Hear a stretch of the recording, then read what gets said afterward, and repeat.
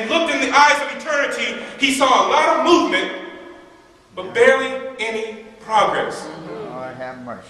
That's why in verse 8 he says, all things are wearisome. What does man get for all of his labor? I'm frustrated. All this movement, but no progress. I think some of us in here knows what that feels like. Yeah, Lord.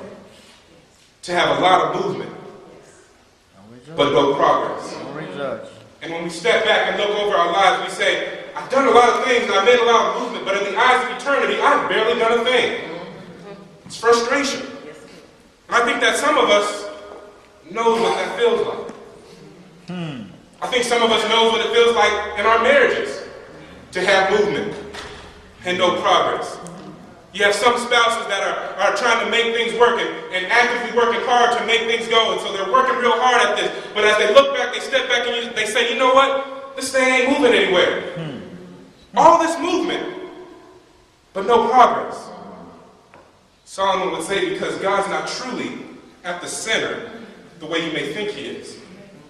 That by your actions you've moved him to the outside edge. Yeah, you acknowledge him. Yeah, you believe in him.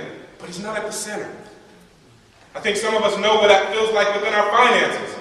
We plan and we plan and we plan and we make these budgets and we're trying to make these payments. And there's all this movement, but then when we step back, we see no progress. Frustration. Yeah, dog. Because God is not at the center. That's why God would tell the nation of Israel to bring the tithe, to bring the offering. That's the key. It's not about the money. I just want to know that I'm at the center of your finances. All right. I want to know that I'm at the center and not on the outside edge. Because if you don't bring it, as it says in Haggai, you can read it for yourself, you'll earn wages only to put it into a purse with holes in it. Now think about that. Movement, but no progress. You know, Solomon says something else about frustration. When God is not at the center of your life, but he's on the outside edge, you can expect emptiness, you can expect frustration, but look what he says again in verse 7. He says that the rivers are flowing and that the sea is steadily moving, but they never really accomplish their objective. This is what else Solomon is saying. He's saying that you never get out what you put in. You never get out what you put in. And here Solomon pauses and he deals with the irrationality of life. And you know, I think the problem with life is not that life is rational or that life is fully irrational. I think the problem and the challenge with life is that life is almost rational. Think about it. Life is almost rational. If life was completely rational, then we should all be seculars. Because what we say is you get out of life what you put into it every single time. So be good, be nice to people, work hard, and you'll get that back every single time. There's no need to have God at the center of your life. You can have him on the outside edge because I'm in complete control. Whatever I put into it will be what I get out of it every single time. So, that's not how life is. If life were completely irrational, we'd probably all be pessimists or fatalists. We'd probably all just kind of throw up our hands and say, what's the use? Just party. Do whatever. I can't control anything anyway. Whenever I do good, nothing good happens back to me. But no, that's not how life is either. The problem I think Solomon is saying is that life is almost rational. And here's what I mean. Just when life hits its groove, just when life is starting to make sense, just when life is starting to have a little bit of rhythm to it, and you're feeling good about life, something will come from out of the clear blue and completely take your breath away. yeah, Lord. Yes. Your child Help us, Lord. gets rebellious. Strengthen us. The spouse has an affair. You unexpectedly lose a loved one. That pink slip comes across your desk. The car won't start. The gas is just acting crazy. Things happen out of the clear blue.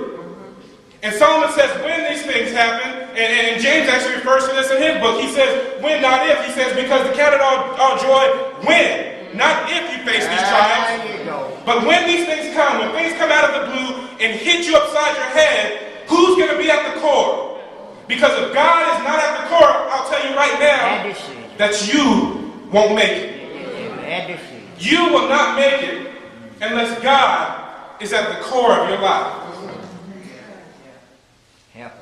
You know, I'm sensing in my spirit right now that that's almost where he wants me to wrap it up. You know, I have some solutions laid out to how to keep God at the core of your life, but I'm teaching Bible study. We'll kind of look at those Wednesday. But right now, I kind of want to just leave you with that question. Who's at the core of your life? Right. Who's at the core of your life? You know, the Bible says to examine yourself. That's it, Doc. Examine your actions. Take a look at your own life. And see, based on your actions, based on your prayer life, based on your study of the Word, is God really, truly at the core of your life? My. Is God really, truly the center of everything? Is God really and truly the center of your decision-making process? All right. You know, in the book of Revelation, when God gives these letters to the churches, the 7 churches, you know, one of the churches is the church of Ephesus. I believe it's Revelation chapter 2. But he says, to the church, to the body of believers, you're doing all this great stuff. You're doing all this great stuff. But I have this one thing against you. Yes, sir. You have left and you have lost your first love. By your actions, you're doing great, Ephesus. You're doing all these great things. You're doing great service projects and all these great things. But you moved me from the center of your life to the outside edge. She was speaking to the church. Yeah. You've left your first love. When you examine yourself, when you take a look at your life, have you left your first love? I'm not talking about, you know, the Sunday school answer, vacation, Bible school, I go to Bible study service answer. I'm talking about really, when you look at your actions, Yeah, Doc. have you lost your first love? Right. And you know, there's another letter in those same books in Revelation. I believe this one happens in Revelation 3 to the church of Laodicea. He says, you know what? Behold, I stand at the door and knock. If anyone would hear my voice and let me in, I'll come in and sup with them and he with me. He said, behold, I stand at the door and knock. And so many times we use this in Christendom as an outreach to unsaved people, to sinners. But this again was a letter to the church. Yeah, it was. This was a letter to the church saying, behold, I stand at the door and knock. Teachers, Doc. Hello, I'm at the outside looking in. Teachers. You no longer have me at the center of your life. You have me on the outside edge of your life. To the church, behold, I stand at the door and knock. Is God at the center of your life? Oh, Jesus. Examine yourself.